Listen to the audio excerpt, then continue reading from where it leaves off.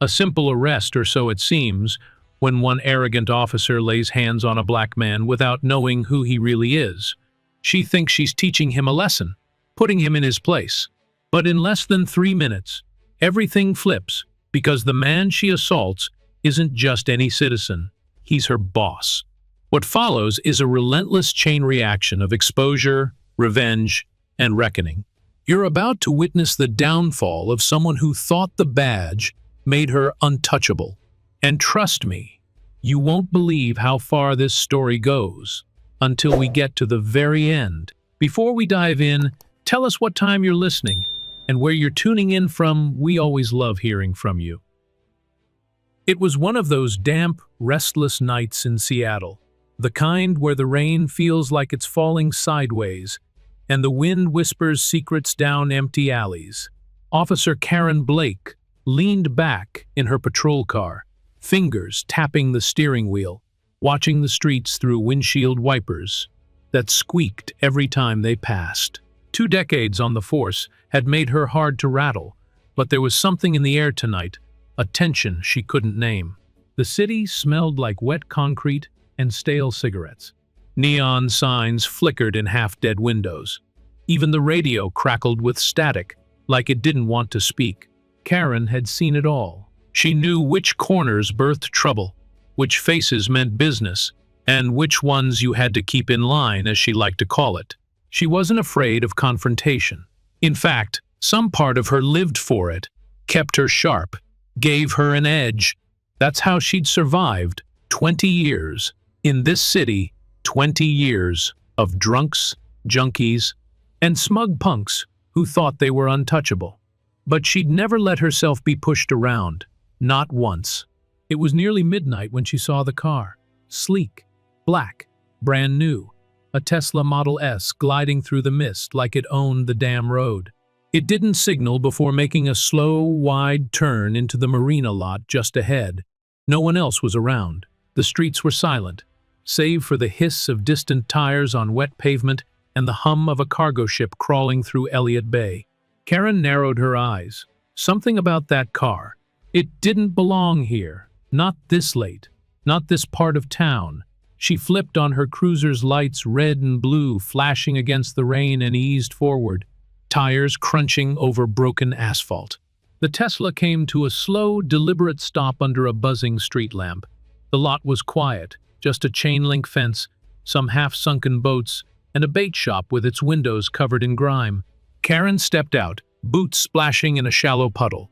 She adjusted her belt, resting one hand near her holster. Her breath came out in thin puffs of steam. As she approached, the driver's side window slid down without a sound. The man behind the wheel was black, mid-40s, clean-shaven with sharp features and eyes that didn't flinch. He wore a tailored charcoal overcoat, silk scarf, and what looked like cufflinks. Cufflinks at midnight. In this part of town, he didn't fumble for his wallet. He didn't look away. He just waited.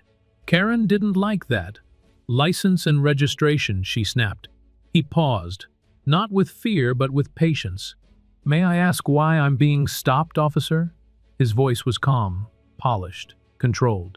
Not defiant, but not submissive either. It rolled off his tongue like he was used to being listened to. Important. Like he didn't see her badge as a threat. Karen stiffened. You failed to signal at that last turn. That's enough. The man tilted his head slightly, not blinking. I see. I wasn't aware.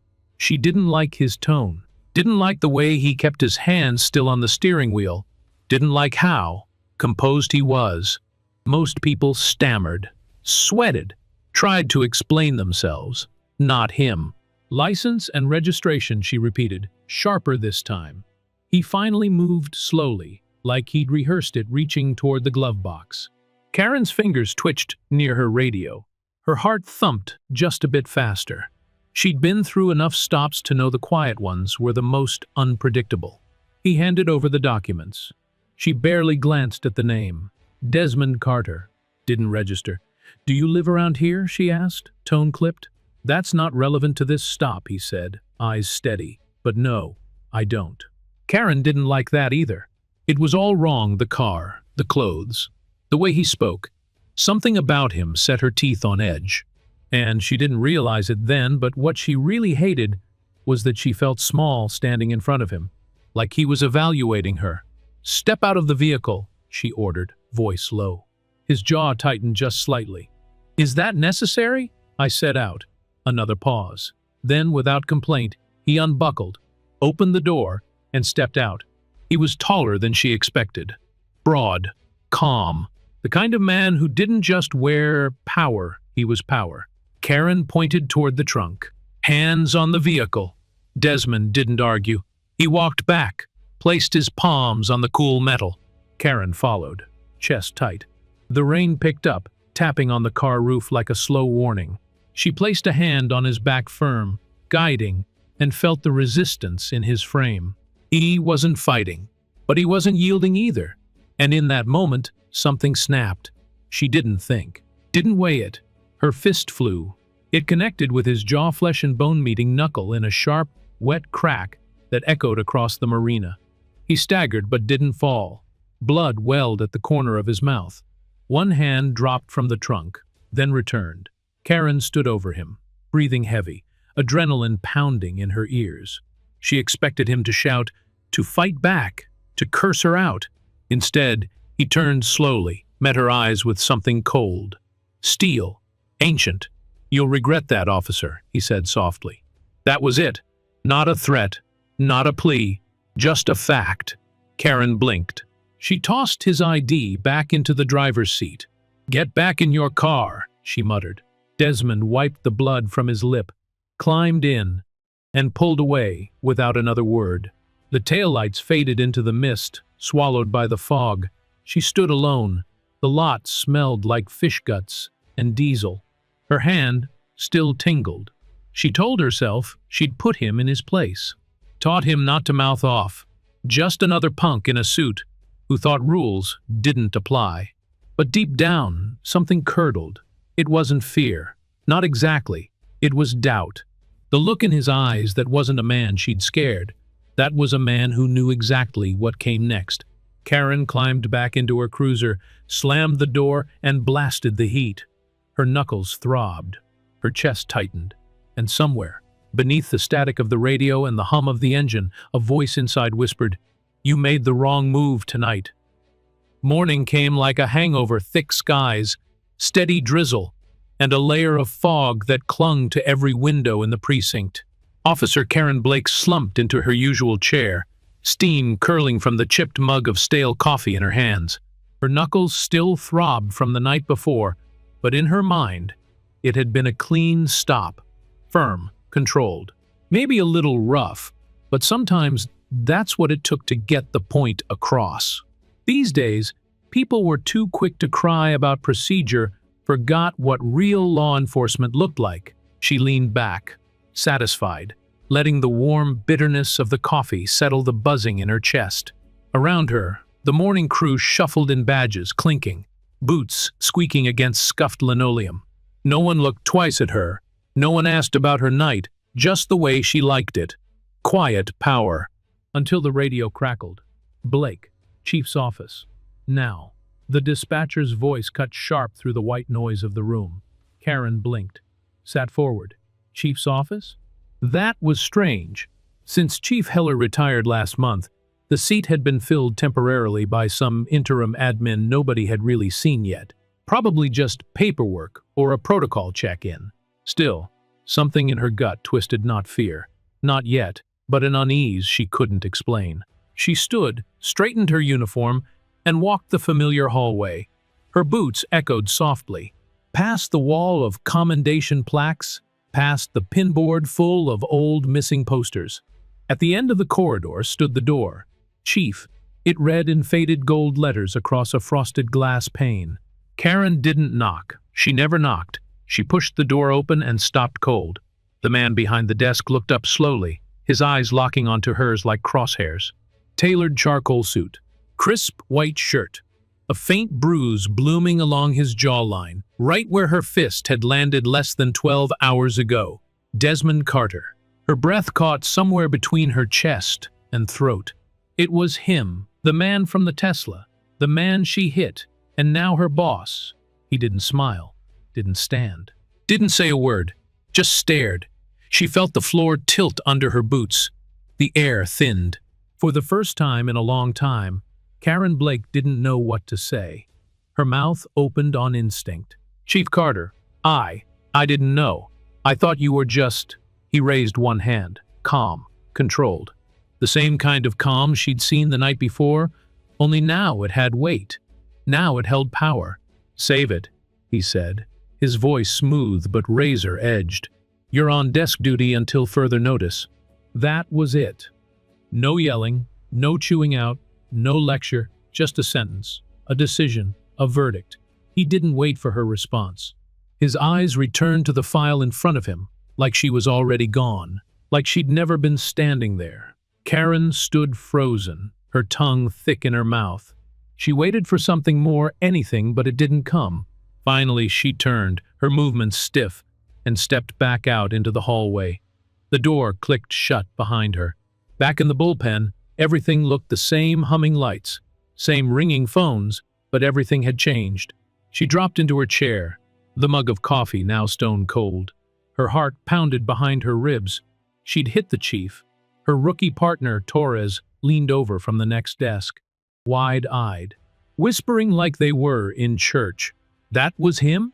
That was the guy from last night? Karen nodded stiffly, her jaw clenched. Torres whistled under his breath. "Damn, you hit the chief." Voices stirred. Heads turned. Whispers flickered like embers catching wind. She could feel the heat of a dozen sideways glances pressing against her back. Some of them smirked, others didn't. Karen forced a smile, shrugged. He'll get over it. But her words tasted sour, fake. Her hand trembled slightly as she reached for a pen and pretended to scribble a report. She told herself this was just a bump in the road. Desk duty wasn't suspension. She still had her badge, her gun, her pension. But deep down, she felt it. Something had shifted. Desmond Carter hadn't shouted. He hadn't demanded an apology. He hadn't even raised his voice. He didn't need to. That silence, that quiet dismissal, was worse than any reprimand she'd ever gotten. It meant he wasn't finished. And somehow she knew the real consequences hadn't even begun yet. She told herself it didn't matter, told herself it would pass. Just another overreaction in a world where everyone's looking to be offended. Desk duty wasn't the end of the world. Not a suspension, not an investigation, just temporary. Still, Karen Blake couldn't shake the feeling that something had cracked, and it wasn't just the bruise on Desmond Carter's face. That morning she tried to carry herself the way she always did, shoulders squared, chin high, the armor of routine, but inside, her confidence was wobbling. The air in the precinct felt heavier now, thicker. People didn't talk to her the same way. Some avoided eye contact, others offered tight, awkward nods like they weren't sure if she was still one of them. Torres, her rookie partner, barely said 2 words to her all shift, just tapped at his keyboard and stole nervous glances when he thought she wasn't looking. Karen sat at her desk, typing up reports she didn't care about, watching the minutes crawl by. No patrols, no streets, just paperwork and whispers. They were everywhere now. She hit the chief. You see the look on his face? She's lucky that's all she got. One officer, Jenkins, walked past and muttered something under his breath. Karen didn't catch the words, but she didn't need to. The smirk told her enough. At lunch, she sat alone in the break room, picking at a sandwich that tasted like cardboard. Normally, the room buzzed with stories and jokes, cops blowing off steam. But not today. Not with her sitting there. She'd become a ghost, a walking headline. Back on the floor, her inbox dinged with a new message. She clicked it, expecting more grunt work from records. But it was worse. Subject line, social media monitoring notice. Officer Karen Blake. She opened it. Somebody had flagged a video. Not the dash cam. Not yet. This was something else, cell phone footage, taken from across the street, at the marina. The moment she hit Desmond, clear as day, her fist, his face, the sound, The video had already hit 200,000 views. The caption? Seattle cop assaults. Black man in designer suit turns out he's the new police chief. Karen felt the blood drain from her face. She clicked the link. There it was. The whole city watching her screw up in real time. The comments were brutal. Fire her. Imagine the ones they don't catch on camera. THATs, who's supposed to protect us. Karen slammed the laptop shut. She stood, fast and hard, her chair scraping backward. Her pulse raced, her throat dry. The walls felt like they were closing in. She stormed down the hallway, past desks, past stairs, past the water cooler where someone stopped talking the second she walked by. She reached the locker room and yanked the door open. Empty. Thank God. She sat on the bench, hands on her knees, breathing in shallow bursts. This wasn't how it was supposed to go. She was a veteran, decorated, respected. She'd trained rookies, diffused standoffs, delivered babies in back seats. She wasn't some hothead rookie making mistakes. But here she was, on the sidelines, branded, humiliated, trending. And worse than all that, Desmond hadn't said a word. No public statement, no press conference, no internal complaint, nothing, just silence, which meant he was waiting, planning. She didn't know what came next, and that scared her more than anything else. For years, Karen had been the one in control, the one who set the tone, who made the calls, who decided who walked and who got cuffed. But now she was a piece on someone else's board. And Desmond Carter? He wasn't playing checkers. She knew men like him, always calm, always measured, the ones who waited for the right moment to strike. The ones who didn't explode, they dismantled. Piece by piece. Quiet. Surgical. She tried to laugh it off, told herself, he'll let it go. He has to. He wouldn't want the bad press either, but her gut didn't buy it. Neither did her pounding heart. When she got home that night, the rain hadn't let up. It had turned the sidewalks into rivers and the gutters into lakes. Her house sat dark and quiet, just the way she left it.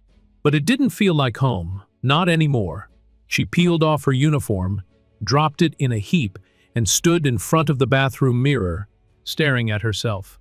The reflection didn't lie. She looked tired, older, beaten in a way she'd never admit out loud. Her phone buzzed. A message from her sister in Spokane. Is this true? You hit the chief? What the hell, Karen? She didn't respond. What was she supposed to say? That she didn't know? That she thought he was just some guy in a fancy car?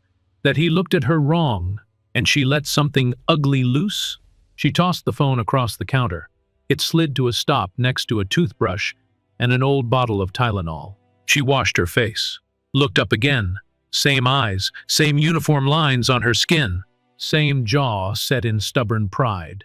But the woman in the mirror wasn't untouchable anymore. She wasn't in control, and deep down, in the part of her soul she never let anyone see.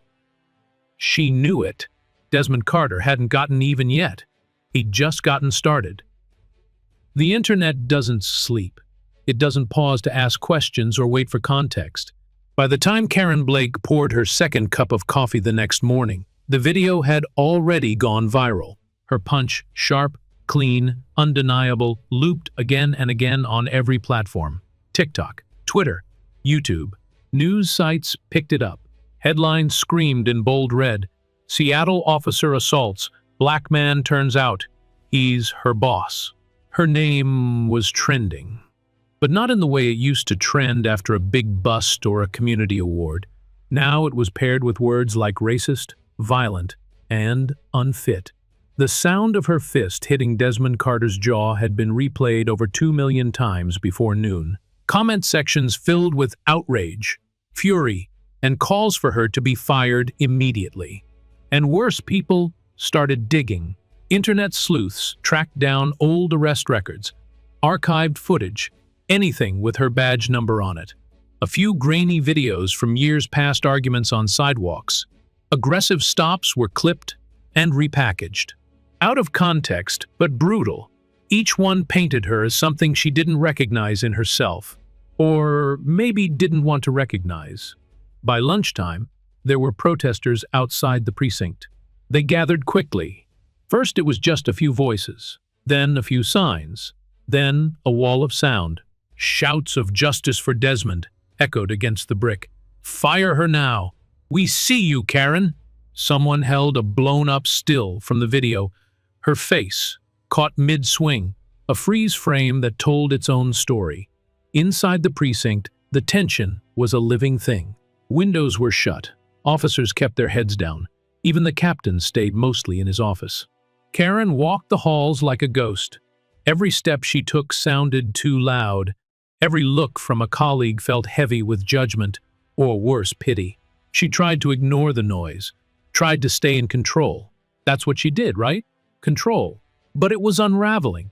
By the time her shift ended, local news vans were parked along the sidewalk. Reporters held microphones just beyond the yellow line, shouting her name as she left the building. She kept her head down, didn't speak, didn't flinch, but she heard every word. That night, she sat on the edge of her bed, watching the footage play on TV, over and over. She studied her own face, the tight jaw, the hard eyes. The moment before her fist swung, she didn't look like someone in control. She looked angry, defensive, threatened by a man who hadn't raised his voice, who hadn't even stepped out of line. That realization crept up like a slow sickness. Her phone buzzed. A message from an old academy friend. "This is bad. I'm telling you, they're not gonna let you walk away from this." She didn't reply. Then another message came, this one from her daughter. It was just one word: why? Karen stared at the screen for a long time, throat tight. She didn't have an answer. The next morning, the protest had tripled. People chanted her name like a curse. Blake must go. No justice, no peace. Someone threw red paint across the front steps of the precinct. Officers stepped around it like it was blood. Inside, she was reassigned again, moved to a back office. No computer. No access to reports. Just a corner desk with a broken chair and a wall clock that ticked too loud. She asked the lieutenant what was going on. He didn't look up from his clipboard. "Just orders," he said. That was the moment she understood. Desmond hadn't forgotten. He was biding his time, letting the tide roll in while she stood helpless on the sand. Midday, her union rep called. Even he sounded nervous. "There's pressure coming from upstairs," he said. "Mayor's office. Civil rights groups. We're getting heat like I haven't seen in years." She asked if they were considering suspension. He paused too long. "They're considering a lot of things." She hung up without another word. Back at her desk, she opened her email. One subject line stood out like a slap across the face. "Request for public comment, Officer Blake conduct." Attached was a formal statement from the Police Oversight Committee. They were reviewing the incident, citing alleged use of excessive force, racially biased conduct, and department-wide impact. Her eyes scanned the screen, but the words didn't seem real. Then someone knocked on the glass. It was Torres. He didn't come in, just stood at the door, shifting awkwardly. I got reassigned," he mumbled. "They put me with Jenkins. Said it's for the optics." Karen didn't respond. He hesitated. "For what it's worth," he said, "I didn't think it'd go this far." She gave him a look, cold, hollow. He left. Later that afternoon, she tried to call her daughter. No answer. She tried again. Still nothing. She left a voicemail. "Sweetheart, I know how this looks. But there's more to it than what people are saying. Please call me." Her voice cracked at the end. She hated how small she sounded, how desperate. As the day wore on, the protesters got louder. Someone brought a megaphone. The chants echoed down the hall. "Resign now! Resign now!" And still Desmond said nothing. No public statement, no interview, just silence. But his silence was louder than the mob. It was precision, strategy. She was being left to twist. No defense, no denial, no outstretched hand, just the slow suffocation of reputation, dignity, and pride. By the time she left that evening, the steps of the precinct were stained with more red paint. A sign taped to the glass read, We don't want apologies. We want accountability. Karen got in her car. She sat there for a long time, staring through the windshield at the crowd she used to protect the city she used to belong to. Then she looked down at her hands, the same hands that used to grip a badge with pride, the same ones that had swung without thinking. They didn't feel like her hands anymore. They felt like evidence. The letter came on a Thursday, a plain manila envelope tucked inside her mailbox. No return address, just her name typed in bold letters across the front. Officer Karen Blake knew what it was before she even opened it. Her fingers hesitated on the flap for half a second, then tore it clean. Notice of internal investigation. The seal of the department sat at the top like a silent gavel. Below it, lines of clean, clinical language. You are hereby notified that an internal review of your conduct has been initiated, effective immediately. She read it once, then again. By the time she reached the bottom, her hands were shaking. This wasn't just about the punch anymore. This was deeper, broader. They were digging. At the precinct, nobody said anything directly, but the way they looked at her told the story. Conversations paused when she walked into the room. Eyes followed her like she was already wearing a different uniform, orange maybe, civilian, or worse. The Oversight Committee had requested full access to her disciplinary history, body cam footage, prior complaints, everything. Her entire career laid bare on a table. Every decision she'd made, every stop she'd logged, all of it was now evidence. Desmond hadn't made a single public move. No statement. No press conference. But Karen could feel his presence in every step of the process. His hand didn't have to sign the letter. It was in the silence, in the speed with which the investigation moved. It had teeth, and it wasn't wasting time. The first formal interview took place in a gray room with a flickering overhead light and 2 chairs. Across from her sat Captain Marcy Leland from Internal Affairs, a woman known for her thoroughness and complete lack of patience for nonsense. Karen had worked cases with her before. Not friendly, not even civil. Leland was one of those officers who always thought she was smarter than the rest of the room, and usually was. "Tell me what happened that night," Leland said without preamble. Karen leaned forward, resting her arms on the table. "It was a traffic stop. Vehicle failed to signal. I initiated the stop." "The driver was Desmond Carter," Leland interrupted, flipping a file open. "The chief of police." Karen's jaw tightened. "I didn't know who he was, but you hit him." There it was. Blunt. No room for escape. Karen hesitated. He was non-compliant. Was he threatening? No, but did he raise his voice? Reach for a weapon? Make a move? No. Karen snapped, louder than she meant to. Leland paused, then scribbled something in her notes. Karen sat back, breathing hard. That was only the beginning. The next day, they came for her patrol logs. Then her arrest reports. Then video footage from the last 5 years. Then came the statements. Leland called her back in, threw a file on the table. It hit with a thud. 3 complaints in 2019, she said.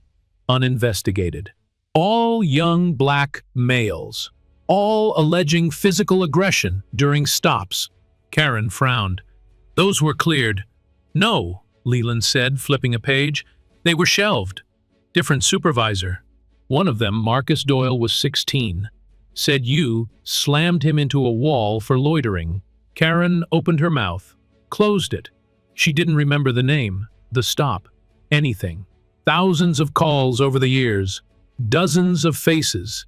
It all blurred. Someone's trying to paint a picture of me, she said, trying to hold her voice steady. Leland didn't argue, just slid another paper across the table.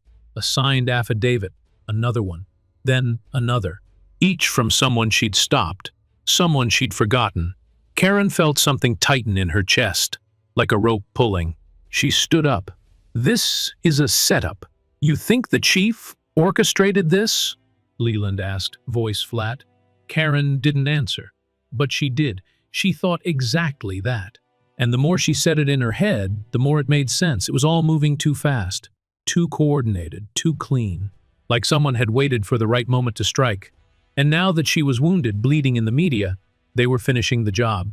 She tried to fight back, called her union rep, filed a grievance, pushed for a formal rebuttal. Nothing stuck. And then came the news she couldn't stop. 60-day suspension, without pay, pending further investigation. She stared at the paper in her hands like it had been written in another language. It didn't matter how many arrests she'd made, how many cases she'd closed, how many times she'd put herself between danger and the public. None of it mattered now. All anyone cared about was that punch, that moment, that face. Desmond Carter had barely lifted a finger, and she was drowning. The locker room was empty when she packed her things. She opened her locker and froze. Someone had painted 3 words across the inside door in thick red: racist, pig, trash. The letters dripped, still wet, the smell of spray paint sharp in the air. She looked around. Nothing. No one. Just that message staring back. She didn't cry. She didn't scream. She just pulled off her badge, set it on the bench, and sat down. Everything she'd built was slipping away. The career, the respect, the control. Gone. She remembered the first day she put on that uniform. The weight of the vest, the shine of her boots, the pride, the certainty. Now, the only thing she felt was hollow. Her phone buzzed on the bench beside her. A text from her daughter. Just one sentence. "I told my friends you don't work there anymore." That one hurt. She stared at the words until they blurred. Then she stood, grabbed her gear, and walked out the back door of the precinct without saying goodbye. Outside, the rain had finally stopped, but the air still felt heavy. The streets still felt slick. She didn't know what came next. She didn't know how far this would go. But she knew one thing for sure: Desmond Carter wasn't done. Not even close. She thought the worst was behind her, thought the 60-day suspension was the bottom of the fall. That maybe, just maybe, if she kept her head down, let the noise fade, she could still claw her way back, rebuild something. Not her reputation that was gone, but maybe her footing. But Karen Blake was wrong. The betrayal didn't come from the internet, or the protesters, or even Desmond Carter himself. It came from inside the walls of the precinct, from someone who'd once called her partner, Dean Wallace. 17 years of patrols, bar fights, foot chases, and late-night shifts. They'd backed each other up in the middle of chaos, trusted each other's instincts when seconds meant survival, and now he was sitting across from internal affairs, spilling everything. Karen didn't hear it from the department. She heard it from Torres, the rookie. He caught her outside the precinct, where she'd come to drop off a box of old gear. His face was pale, nervous, like someone trying to warn a friend the storm had already hit. "Wallace gave a statement," he whispered, voice low. "About you. About stuff from years ago. Said you had a history." Karen stared at him. "What kind of history?" she asked. But she already knew. Torres didn't answer, just looked away. She stood there, frozen, as the wind cut through her jacket. A cold weight settled in her gut, heavy, familiar, like shame. Later that day, her union rep confirmed it. Wallace had volunteered information, not just about the Desmond incident, but about other stops. About times Karen escalated needlessly, used force when it wasn't required, used words that could be misconstrued. That's how they phrased it. Misconstrued. She wanted to throw something. Wallace had been there beside her during those stops, never once said a word, never pushed back, never questioned her calls. And now, with the tide turning, he was trying to clean his hands with hers as the washcloth. She called him, straight to voicemail. She tried again. Nothing. The next morning, he showed up on the news outside the precinct, wearing a pressed shirt, looking uncomfortable, but rehearsed. "I think it's important we acknowledge mistakes when they happen," he said into the mic. "This isn't about one incident, it's about a pattern, one we ignored for too long." Karen stood in her living room, watching the screen in stunned silence.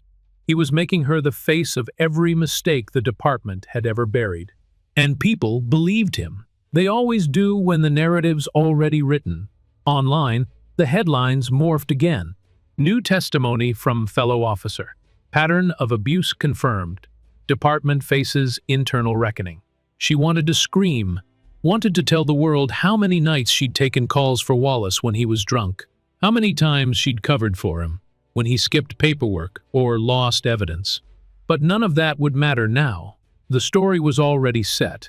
And she was the villain. A week into her suspension, she was officially barred from the precinct. Even Torres stopped replying to her texts.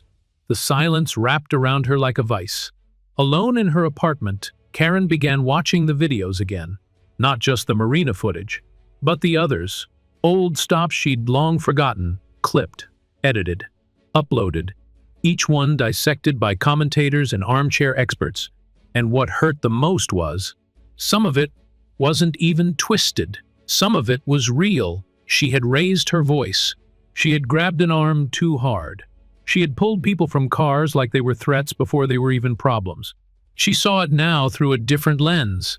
The lens of someone being watched. But back then, it had just been another Tuesday. By the second week, she couldn't sleep.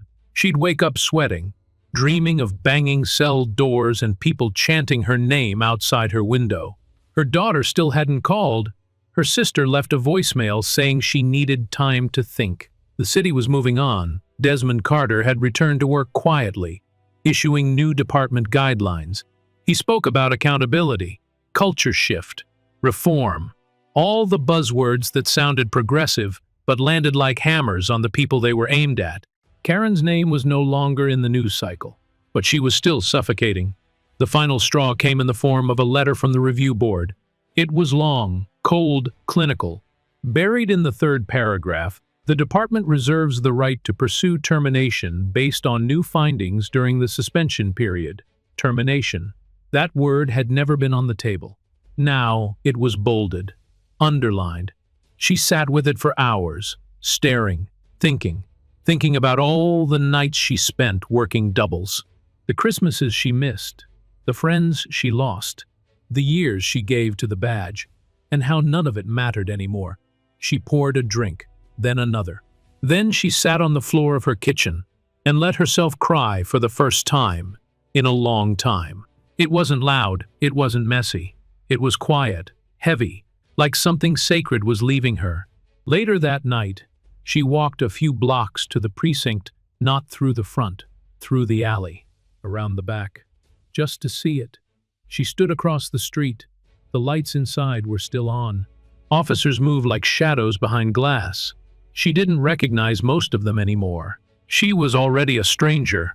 Then she noticed it painted in block letters on the wall near the back exit. A message someone had scrawled in thick black spray paint. Y-O-U-R-E next.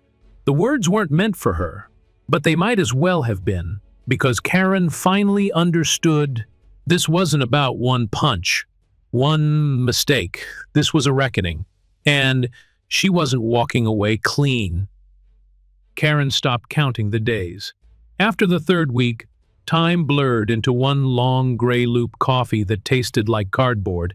Empty inboxes, unread texts, and long walks around her apartment with nothing but the sound of her own breathing and the distant hum of traffic. It was like the world had muted itself around her. The protests outside the precinct had slowed. The news had moved on. Desmond Carter was no longer the headline, neither was she. The city was on to its next scandal, its next outrage, its next trending name. But for Karen Blake, the silence was worse. No badge, no weapon, no uniform, and no direction. She was suspended, yes, but she was also something else forgotten.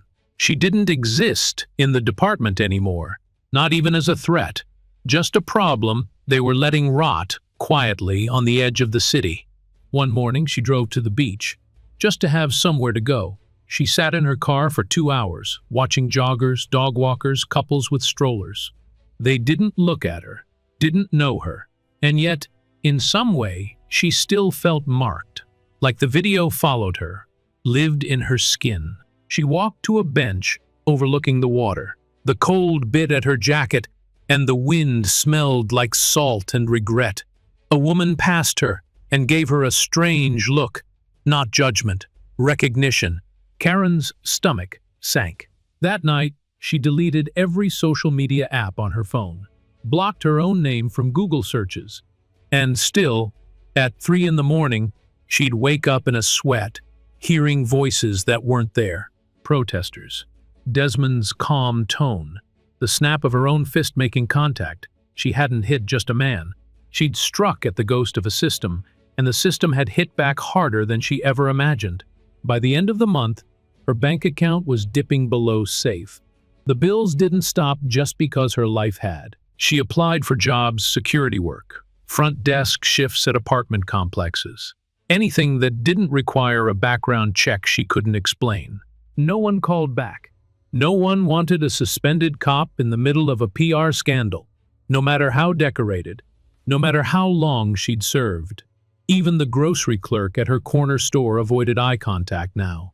She called her daughter again, straight to voicemail. The message box was full. She didn't bother leaving another. The only person who did answer her texts was Jake, rookie, nervous, honest to a fault. She'd trained him for 6 months, taught him how to walk the beat with confidence, how to stand still when someone screamed in your face, how to know when to draw the line. And now he was her last thread to a world that had cut her loose. They met at a diner off 3rd Street, the kind of place that still had cracked vinyl booths and burned coffee. He sat across from her in a faded football hoodie, eyes darting between her face and the door. "You okay?" he asked, voice low. Karen smiled like it didn't hurt. "Do I look okay?" He didn't answer. She leaned forward. "Jake, I need you. I need someone to vouch for me. These statements, they're garbage. You know I'm not what they're saying. I am." He fidgeted, tracing a finger along the edge of the napkin dispenser. "You trained with me," she pressed. "You know how I operate. I need someone to say it. On record."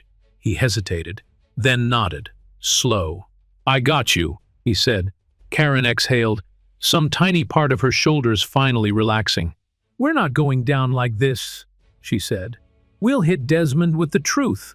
Make him back off. Force a review of the suspension. I'm not letting him destroy everything I've built." Jake nodded again, but there was something behind his eyes. Fear, maybe, or doubt. Karen didn't care. She needed movement, a way forward, any crack in the wall she could shove a crowbar into.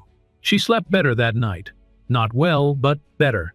She dreamed of walking back into the precinct, head high, uniform crisp, people realizing they'd underestimated her, that she wasn't going down without a fight.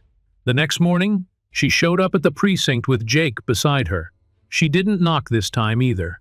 She pushed open the chief's door, just like before. Desmond sat at his desk, suit sharp, posture relaxed, like he'd been expecting her. Karen didn't wait for permission. "Retract the suspension," she snapped, planting her hands on the desk. "The complaints are lies, and I've got backup." Jake was there. "Tell him." She turned to Jake. He didn't speak right away. Then he shifted, too slowly. Desmond leaned back in his chair, smiled, pulled out a recorder, pressed play. Karen's voice crackled out of the tiny speaker. "These people think they own this damn city. They need to learn their place." Her own words, angry, sharp, venomous. She staggered back. Jake didn't look at her, just stared at the floor. "You recorded me?" she hissed. Desmond stood calm as ever. "He didn't have to. You did that all on your own. He just knew the truth was going to surface." Jake muttered, "I had to. For the department. For my career." Karen's throat burned. "You sold me out." No one argued. She walked out of that office shaking, hands clenched so tight her nails dug into her palms. Back in her car, she slammed the door and screamed until her voice cracked. Then she sat in the quiet, alone, again, and this time the silence didn't come from the world. Outside it came from inside her, from the last piece of trust that had just shattered. The first thing she heard was sirens, not the high-pitched wail of urgency, but the slow, pulsing hum that lingers when something's already burning. Karen Blake was driving home when she saw the smoke thick, black, and angry rising just beyond the freeway overpass. She didn't think anything of it at first. Just another fire in a city that never slept. But the texts came in minutes later. 3 in a row, one from a neighbor, one from a former colleague, and one from a blocked number. "Did you do it?" She pulled over fast, hands gripping the steering wheel so tight her knuckles went white. Did what? That's when the news alert popped on her phone screen. Community center in South Seattle goes up in flames, arson suspected. Then, just a few lines down, officials reviewing footage that may show a former police officer near the scene. Her heart sank. She didn't have to scroll far. A still frame had already hit social media. Grainy, low light, but it looked like her, hood up, back turned. Walking down a side alley near the community center 5 minutes before the fire started, Karen knew the alley. She'd walked it dozens of times during late-night patrols. She'd parked nearby a few nights ago, sat in her car just to think, just to breathe. Now, that moment was a noose. She dialed Jake, straight to voicemail. She didn't try twice. Instead, she drove, fast, not back to her apartment, but to the one place that still felt familiar, the diner off 3rd Street. The one where the booths were cracked and the coffee tasted like burnt hope. She slid into a corner and ordered nothing, just sat. The TV above the counter was tuned to the local news. They were already running clips of the fire, flames licking the sky, firefighters battling smoke, community leaders looking into cameras with pain in their voices. The anchor's voice was smooth and cold. Sources confirm that the woman seen in this footage is Karen Blake, the officer at the center of the recent controversy involving Police Chief Desmond Carter. They were tying it all together now. Punch, suspension, now arson. One neat, easy villain, her. Karen left the diner without paying. No one stopped her. By the time she got home, the press was waiting. 2 vans, 1 cameraman, 1 reporter with flawless makeup and a fake look of concern. They shouted questions. "Did you start the fire, Officer Blake? Is this revenge? Why were you at the scene?" She didn't answer. She just kept walking. Up the stairs, through her door. Deadbolt locked behind her. She stood in the middle of her apartment, staring at nothing. Then she laughed, low at first, then louder. Not because anything was funny, but because it was all too ridiculous not to. They wanted to bury her. This wasn't just consequence anymore. This was coordinated.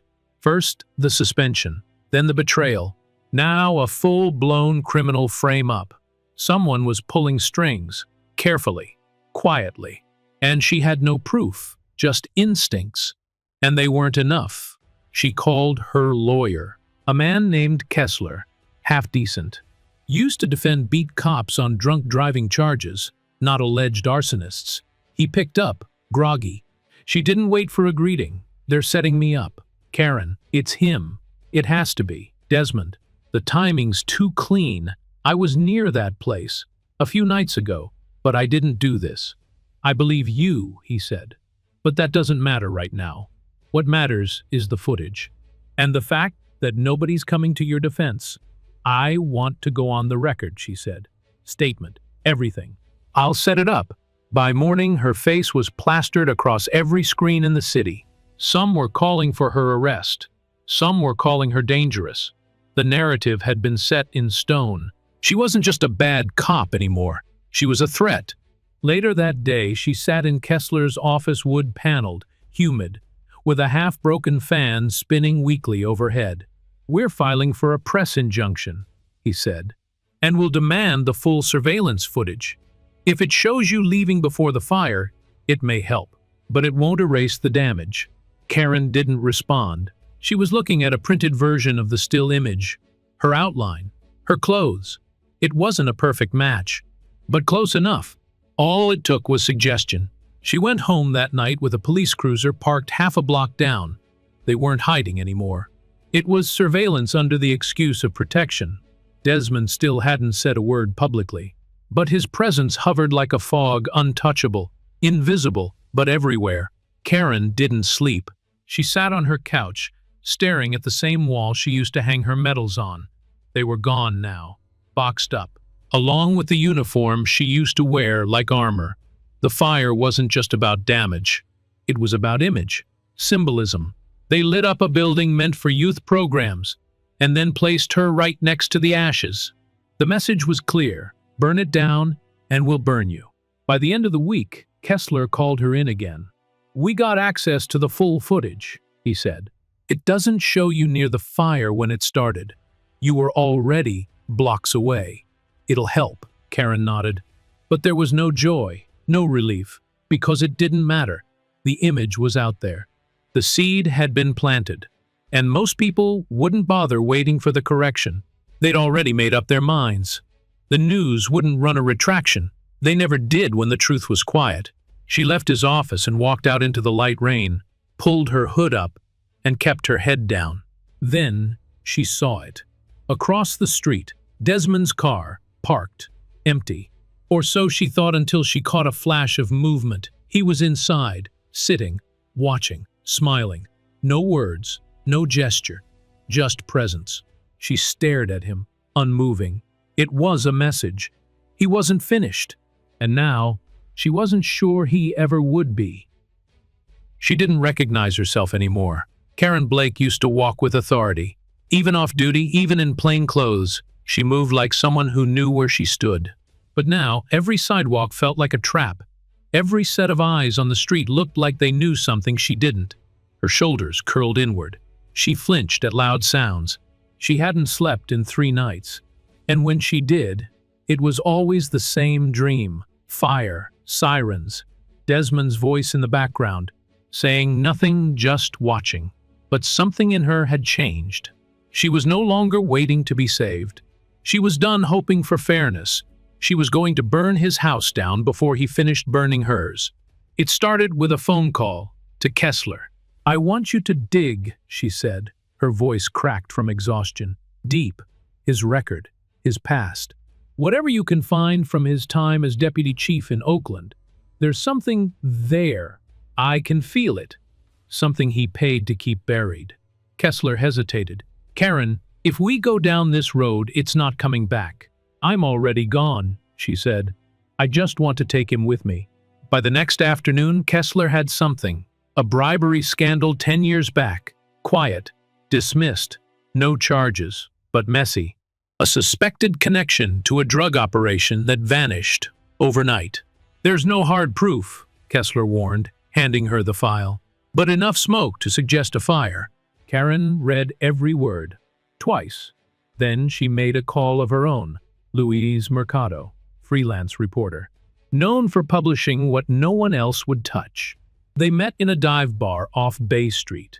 The kind of place where the music was too loud and the drinks too cheap to attract people who cared about reputations. She slid the file across the table. "Everything in there is real," she said. "And if you're smart, you'll put it out fast." Luis looked through it, flipping pages with quiet focus. He nodded once. "You're sure you want this?" he asked. "Once it's out there, there's no undo button." Karen leaned back, lit a cigarette with a shaking hand. "I want the world to see who he really is." The story hit the internet the next morning.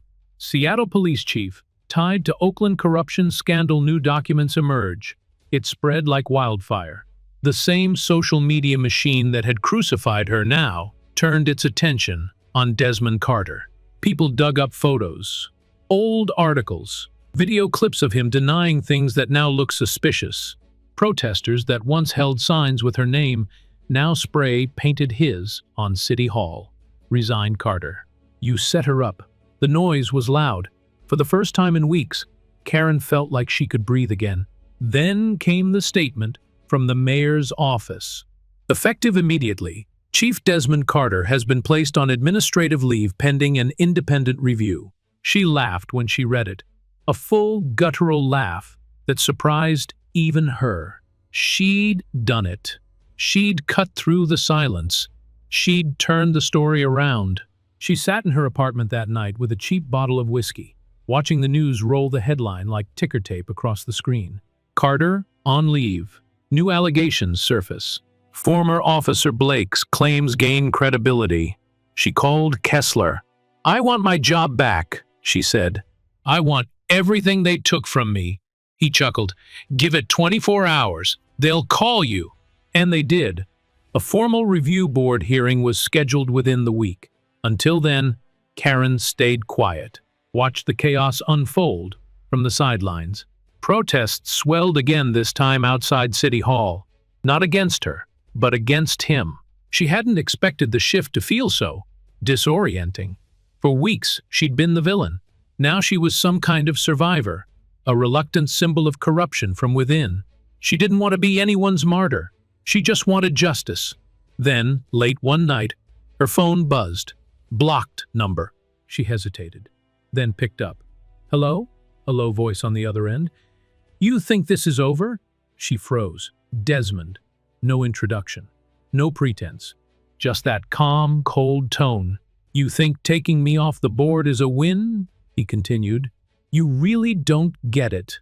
"I've exposed you," she said. "You're finished." He laughed. Quiet. Measured. "You poked a hole in the armor, that's all. And in doing so, you've just exposed your softest spot." "What the hell are you talking about?" "Check your apartment." The line went dead. Her heart pounded. She grabbed her keys and ran. The hallway smelled like smoke. She turned the corner and stopped cold. Her door was ajar. The lock busted. Inside, drawers were pulled out. Papers scattered. The file she'd printed from Kessler gone. On the kitchen table was a note. 4 words. "Next time you burn." She backed out. Breath caught in her chest. Downstairs, a patrol cruiser rolled by. Slow and silent. She stared at the taillights as they faded. It wasn't over. He wasn't just fighting back. He was escalating. She checked herself into a cheap motel that night. Off the highway, nowhere fancy, just somewhere with a lock on the door that hadn't already been broken. She slept, with the lights on, gun under her pillow. The next morning, she woke to a message from Kessler. "Call me, now." She did. He sounded frantic. "Luis is dead." The words hit like a brick. "What?" His car exploded. "They're saying it was a mechanical issue. But Karen, he was supposed to meet with me today." About the next story. About Desmond's donors. She sat in stunned silence. Another voice. Silenced. Another message. This one louder than the last. She pulled her gun out of the drawer and stared at it. She had choices. She could disappear, let it all go, fade into the background and pray no one else got hurt. Or she could finish what she started. The fire, the setup, the threats. It all came back to one man. She got in her car, drove to the precinct, and parked across the street. Desmond's silver SUV was already there. She waited. Waited until he came out, briefcase in hand, calm as ever. She followed him, down the freeway, through downtown, until he pulled into an underground garage connected to a city office building. She parked a block away and waited. Then she walked in the back, found the stairs, climbed them quietly, waited outside the door of his office. She didn't knock this time either, just walked in. He looked up, not surprised. "Karen," he said calmly, "this is a mistake." "No," she said. "Framing me was the mistake." She pulled out her phone. "I've got a camera on this. Everything you say is going live." He smiled. "You think that scares me?" She stepped closer. "Confess. To what?" "You know what." Silence. Then he stood and said it, calm, cold. "I set you up. I made the call. The fire, the file, the paint on your locker. Every move you made, I was already 5 steps ahead." She didn't blink, didn't even smile. The red light on her phone was blinking. Live. Across the city, people were already watching. She had him, at last. The confession went viral before the sun even rose. By 6 a.m., the video had hit 3 million views.